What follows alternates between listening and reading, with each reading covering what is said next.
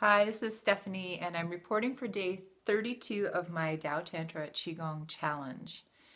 So it was very evident to me that this morning's practice was to be a Jade egg practice. And I've done something on this morning that I've never really done before, and it goes with creating an intention for the practice. So when you create an intention for your practice, it can be very, very powerful. And in this case, it was very powerful. So I asked to experience and feel the qualities of the goddess, a goddess, the goddess within my body during my practice. And I asked if there was a particular goddess archetype, because as we know, there's many, many goddesses from all parts of the world. And the goddess that came to me was one that I'd never actually heard of. And I had to look her up. And her name was Inari.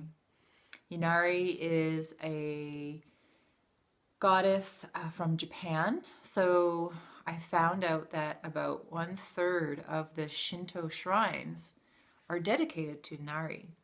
And Inari is a goddess of fertility and of your crops, and specifically of rice. So it is said that Inari comes down from the mountains during the springtime when all of the rice fields are being planted. And she watches over the rice fields and makes sure that the ground is very fertile and lots grows and there's a good harvest. So Inari can come in the form of a fox, because foxes are often seen around the rice fields, and they serve the part of nature in which they are there to kind of kill all the different mice and other vermin that come to try to eat the rice when it's been planted or while it's growing. And so often Inari is seen as a fox that guards the rice paddies. So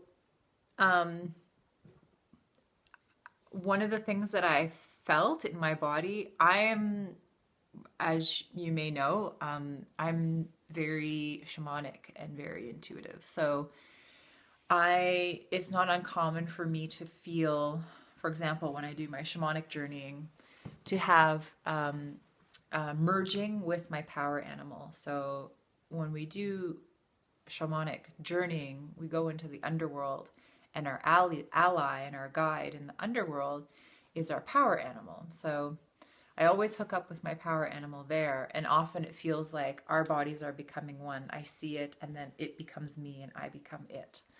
So in a way, this Jade egg journey today was a merging with Inari, and I actually felt the energy of the fox come into my body, which was very interesting. The little mouth and little teeth. And in fact, my whole Jade egg practice was sort of like, it felt as though it was a ceremony of honoring Inari and honoring the fox. There was so much about the planting of the rice, and the then harvesting and gathering and collecting the rice in bags, all the way to people eating the rice, that I experienced throughout my whole Jade egg practice.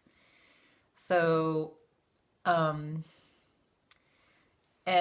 all the different parts of my body became parts of the earth and parts of the rice field and the rice itself and the rice bags and people's mouths as they were being nourished with this nourishing food. And I find that it was very exciting for me. Jade egg practices can be either kind of more in the vein of with cool energy. So not really activating the sexual energy. You don't always have to be turned on to do a jade egg practice. It can just be, you're not feeling like you're in that turned on state. But very often you can also be in that hot, what we call the hot state, so in an aroused state while you're practicing. And so the trick is with practicing in an aroused state, it's a little bit more difficult. As you might imagine, that seminal retention is difficult for men, because when we're really hot or really aroused, we're always building that energy up to a certain threshold, which we then want to kind of like have an orgasm and then kind of like most fall down the other side of that hump. But one of the big differences between, I guess you could say, tantric practices and methods is that you use that sexual energy to build, and then you build it some more, and then you build it some more, and you build it some more. So you're actually building your ability to hold a more aroused charge, and you're training your body like you would your muscles to be able to contain more of that charge. So more turned on, more turned on, more turned on. But then what you do with that energy is really the important thing. So what you do with that energy is you don't leave it in your sexual area. Tantric practices are about taking that creative life force, that raw sexual energy, or Jing as it's called, Jing Qi, and moving it through your whole body. So when you move it along your spine, up to your crown, and then back down, this is called the microcosmic orbit. And so there's, I guess I found there's many creative ways to think about moving the energy. You definitely want to bring it up to your heart. So in this kind of honoring of Inari and of this nourishment of the rice and all of that, you generally, when you're doing jade egg practice, you always want to bring the energy up. You can bring it up to your breasts, you can bring it up to your throat, you can bring it up to your third eye, you can bring it up to your crown. And you're activating all these centers. The heart center is a great center to activate. And the symbolism within this journey for me was like, I'll just give you a couple examples. I don't want to share too much about it because it is pretty personal, but I'm writing it down, and I may create a guided journey, especially for women in Japan who might want to connect with Inari and then have a practice that is focused on honoring the goddess of Inari with their jade egg. So, for example, my breasts became like those mochi. So mochi is the little round rice balls, but the rice has been like kind of mushed up, and often they put like something in the middle, like often it's like a bean paste, like it's beans that have been ground up, and then they've been at some sugar or something sweet's been added to it. So these mochi can often sort of be like little desserts that you buy in Japan. And so, for example, while bringing the energy of the sexual energy up to the breasts, my breasts became these mochi rice balls. And so the massaging of the energy and the bringing the energy up became of making rice balls, making mochi. So that was really interesting. And another one, for example, was the eating of the rice. So the opening of my vagina and the rice, the jade egg itself became rice, and the opening of the vagina became all of the people that are eating the rice. And so when I was when that jade egg was entering my body, my temple, it was as if it was entering the mouths of all the people who were being nourished.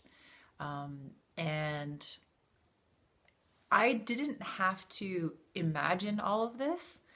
I set the intention at the beginning of my jade egg practice, and it all just unfolded. And it's almost as if it just imagined me. So it all happened, and I just experienced it while it happened.